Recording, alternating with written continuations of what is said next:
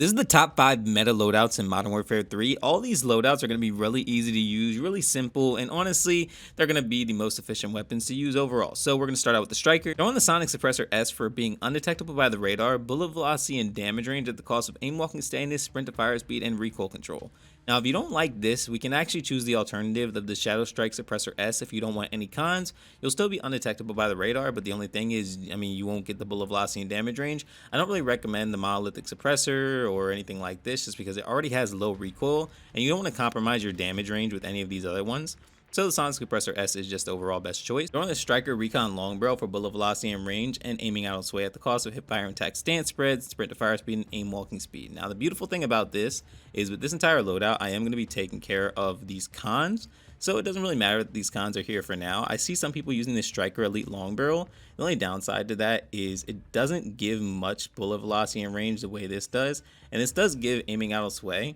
Plus, the addition of recoil control and gun kick control just isn't necessary because it already has low recoil. These things also are unnecessary because the other things we're going to be adding to the attachments, and it's just decreasing bullet velocity and range, which will make this basically a pea shooter when this is very optimal. Throwing the .45 auto high grain rounds for no enemy skulls, bullet velocity and damage range at the cost of recoil control. Now, I don't really recommend any other alternative just because, one, I don't really see one, and two, I just think that this is the best possible choice.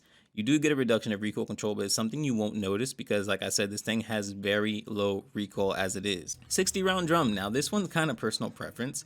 You can use 48, and honestly, the cons will actually be better, and this is probably more of the meta option.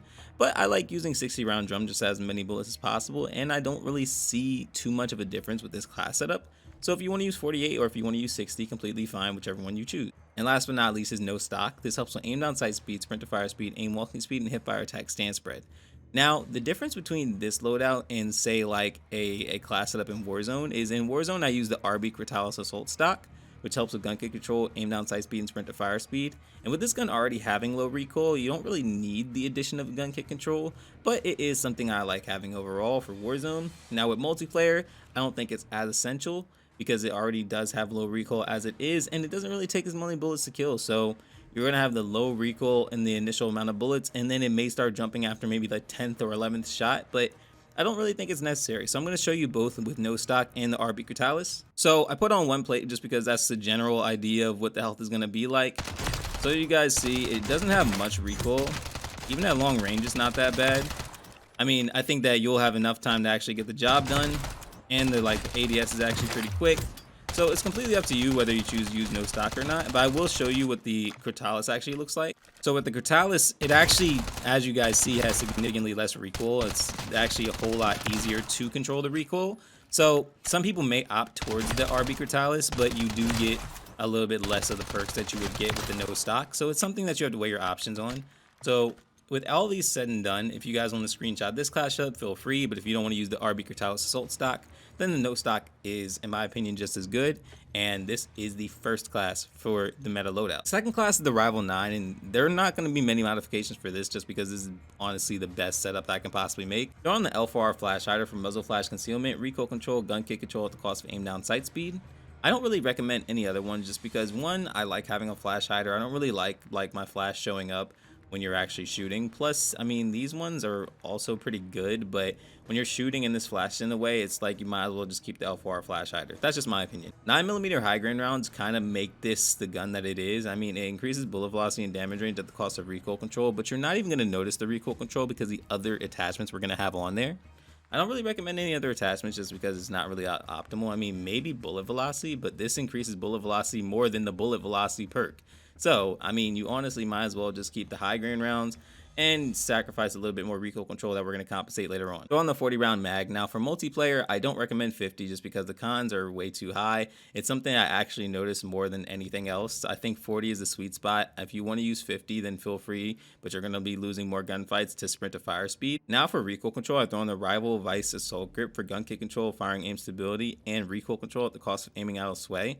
Now obviously you can use, say, an underbarrel, but in my opinion, this is actually just perfect. And the MTZ Marauder stock for gun kick control, aiming out of sway, and firing aim stability at the cost of aim walking speed, movement speed, hip fire attack stance spread, and sprint to fire speed.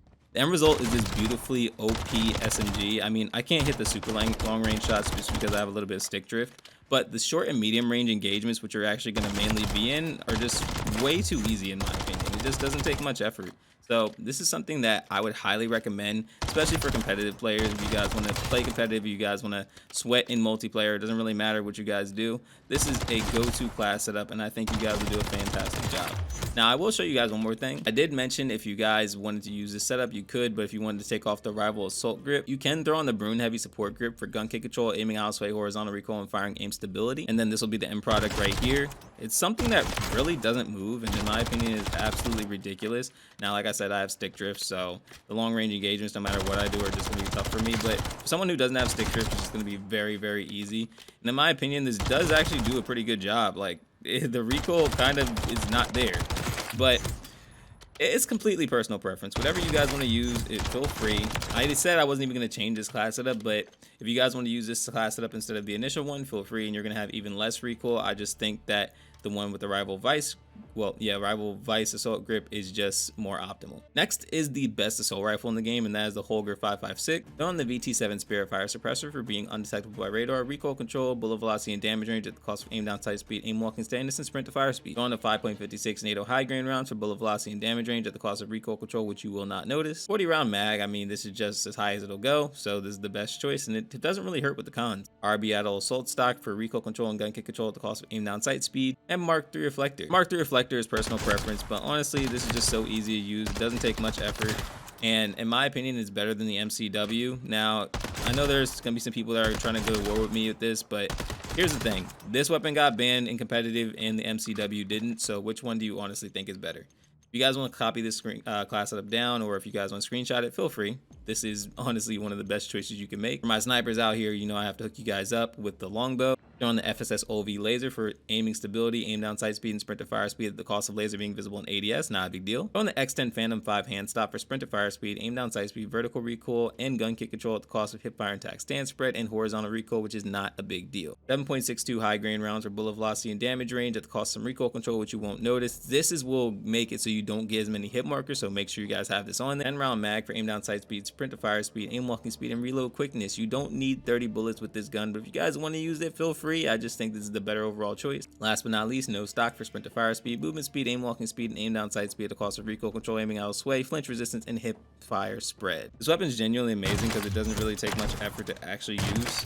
It's just a very powerful sniper. Even quick scoping, all you have to do is boom, just like that. So if you want to give it a try, feel free. Here's a class setup right here. Copy it down and screenshot it. And if you made it this far, comment sniper. The last thing I want to show you guys is the Wasp Swarm. Now, this is my favorite SMG overall.